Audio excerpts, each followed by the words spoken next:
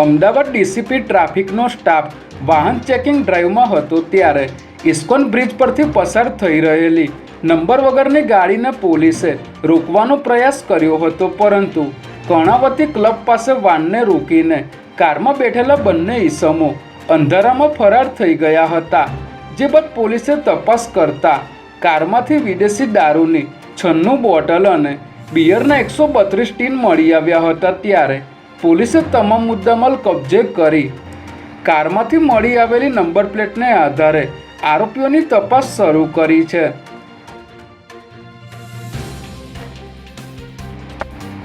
વટવા વિસ્તારમાં રહેતા જમીન દલાલ અજય રાજપૂતનું અપહરણ કર્યા બાદ દાગીના અને રોકડ મળીને 51 લાખ લઈ આરોપીઓ ફરાર થઈ ગયા હતા.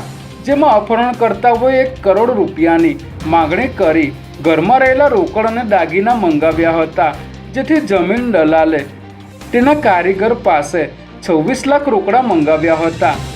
તેમ છતાં અપહરણકર્તાઓએ તેમને માર મારી ઘરેથી બીજા 25 લાખના દાગીના મંગાવી ફરાર થઈ ગયા હતા. ત્યારે જમીન દલાલે સંગ્રામ સિકરવાર અને શિવમ સહિતના 4 લોકો સામે રામોલ પોલીસ સ્ટેશનમાં ફરિયાદ નોંધાવતા પોલીસે ગુનો નોંધી આરોપીઓને ઝડપી લેવા ચક્રો ગતિમાન કર્યા છે.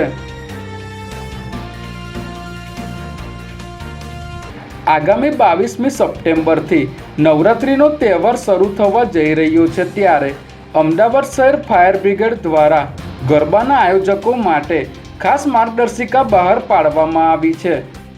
આ ગાઈડલાઇનનો મુખ્ય હેતુ મોટી સંખ્યામાં ઉમટી પડતા ખેલૈયાઓની સલામતી સુનિશ્ચિત કરવાનો છે, જેમાં ગરબા આયોજકોએ ફાયર, પોલીસ અને અન્ય સંબંધિત વિભાગો પાસેથી એનઓસી મેળવવું ફરજિયાત છે. તમામ આયોજકોએ ઓનલાઈન અરજી કરીને નિર્ધારિત દસ્તાવેજો જમાલપુર ફાયર સ્ટેશન ખાતે રજૂ કરવાના રહેશે.